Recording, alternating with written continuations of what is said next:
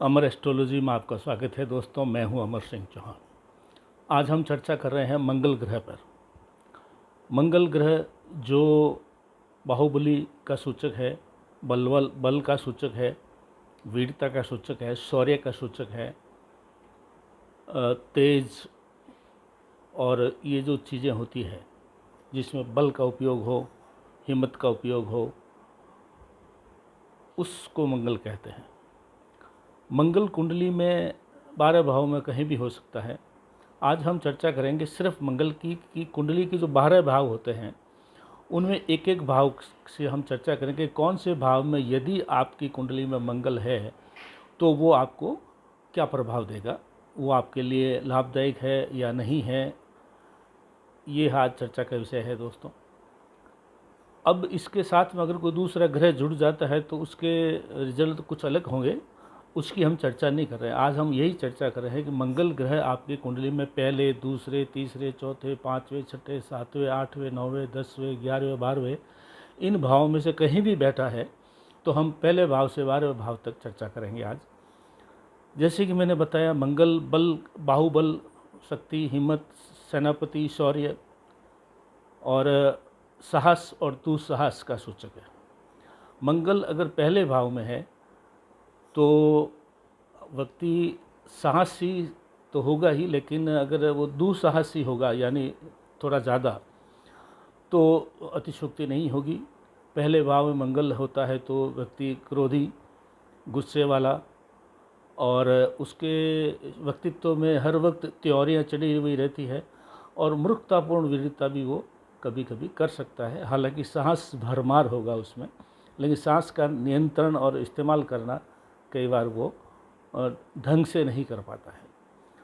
दूसरे घर में जो कुटुंब भाव कहलाता है उसमें अगर मंगल है तो उसमें भी लगभग वही स्थिति रहेगी, लेकिन वो कुटुंब से लड़ सकता है, समाज से लड़ सकता है और वो द्रोह कर सकता है और वो दुश्मन पालेगा, उसके भी दुश्मन हो जाएंगे, ये भय रहेगा दूसरे भाव में है। तो तीसरा भाव जो पराक्रम का भाव है, यहाँ मंगल बहुत अच्छे परिणाम देता है।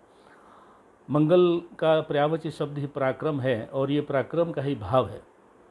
दुश्मनों को नष्ट करने वाला, अपने साहस के द्वारा अपना साम्राज्य स्थापित करने वाला, हिम्मत के द्वारा अपना वर्चस्व स्थापित करने वाला और अपने दुश्मनों को नष्ट करने वाला और तेजवान, वीर्यवान, शक्तिवान होगा। चौथा भाव जो सुख भाव है, माता का भाव है, यहाँ मंगल अच्छा रिजल्ट नहीं देता है, मात्र सुख में कमी करता है। परिवार में और सुख के लिए वो कई बार जो है सुख को त्याग करके झगड़े में उतर जाता है।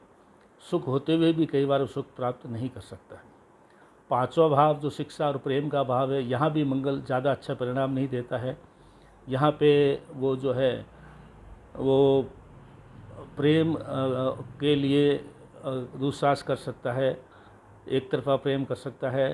शिक्षा के क्षेत्र में भी वो जो है जल्दबाजी या और किसी तरीके से शिक्षा पाने की कोशिश कर सकता है। उसकी संतान, हालांकि पुत्र संतान ज़्यादा होगी उसको, लेकिन संतान शल्य चिकित्सा या सर्जरी से होने के चांसेस ज़्यादा रहेंगे।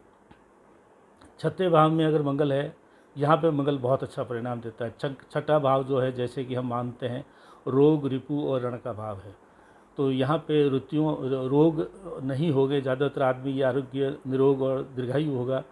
शत्रुओं का नाश करेगा, अपने बाहुबल से अपने लिए एक स्थान बनाएगा और अपने क्रोध और गुस्से और हिम्मत और साहस की वजह से ऐसे ऐसे काम कर लेगा जो उसके लिए आगे जाके हितकारी होंगे।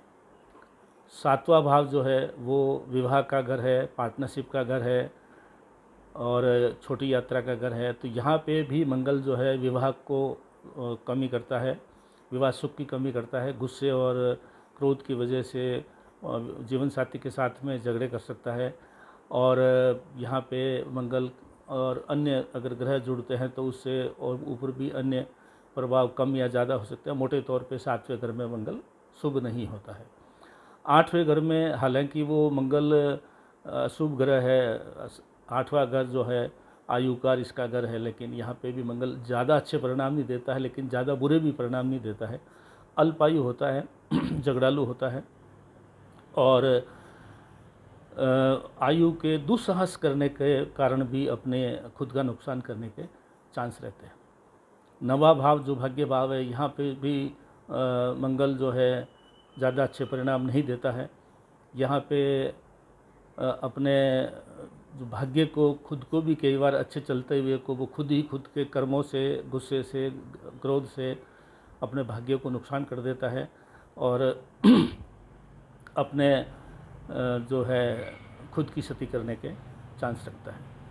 10वां भाव कर्म भाव जो है नौकरी का है, रोजगार का है, व्यापार का है, यहाँ मंगल बहुत अच्छे रिजल्ट देता है।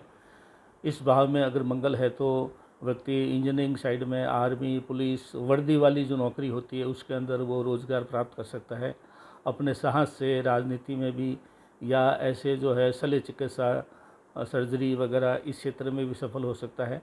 और यहाँ मोटे तौर पे मंगल ठीक फल देता है, विशेषकर रोजगार के क्षेत्र में। 11वां भाव जो है वो आय का भाव है, यानी लाभ भाव है। यहाँ पे भी मंगल बहुत अच्छे परिणाम देता है।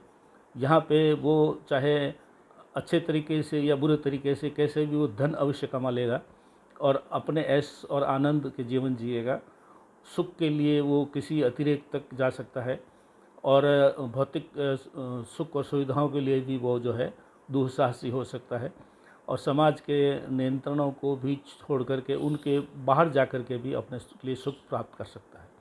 12वें घर में अगर मंगल है तो वो वह भाव है, यहाँ पे मोक्ष दिलवा सकता है और खर्चे करवाएगा, दुस्साहसी बनाएगा, झगड़े करेगा। लगभग हर रिश्ते से उसके झगड़े हो सकते हैं, यानी अपने रिश्तों को इतना वो झगड़ों की वजह से खर्च करके रिश्तेदारों से दूर हो जाएगा और अप्रिय हो जाएगा लोगों के लिए।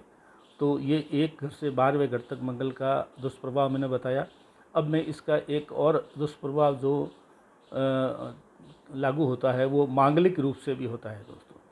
मंगल अगर पहले घर में, चौथे घर में, 7वें घर में और 8वें घर में और 12वें घर में मंगल है तो वो जो है जातक, लड़का हो या लड़की, वो मांगलिक होगा।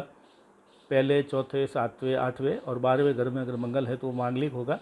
तो उसके विवाह के लिए भी लड़का या लड़की जो जीवन साथी का दूसरा पार्टनर है वो भी मांगलिक होना चाहिए, अन्यथा उनकी गृहस्थी में दिक्कत रहेगी। आपस में मनमुटाव, झगड़े ये चलते रहेंगे। लेकिन अगर दोनों मांगलिक होंगे तो इसकी जो है एक माइनस माइनस प्लस वाला फॉर्मूला लागू हो जाएगा। अतः आज ही हम मंगल की चर्चा की दोस्तों। साहस, बल और जो पराक्रम, बाहुबल के द्वारा जो चीज़ें प्राप्त की जाती है जीवन में, वो उसमें मंगल का ही सबसे बड़ा रोल है। लेकिन वो अलग अलग भावों में अलग अलग रूप से जो है लाभ या हानि या कुछ ऊपर नीचे कर सकता है। तो आपकी कुंडली में मंगल कहाँ है ये स्वयं भी देखें। लेकिन अगर कोई उसके मंगल के साथ में दूसरा ग्रह बैठा है या अन्य ग्रह की दृष्टि पड़ रही है तो ये जो बताए मैंने अभी, जो सूत्र बताए हैं, वो ऊपर नीचे कम ज़्यादा भी हो सकते हैं।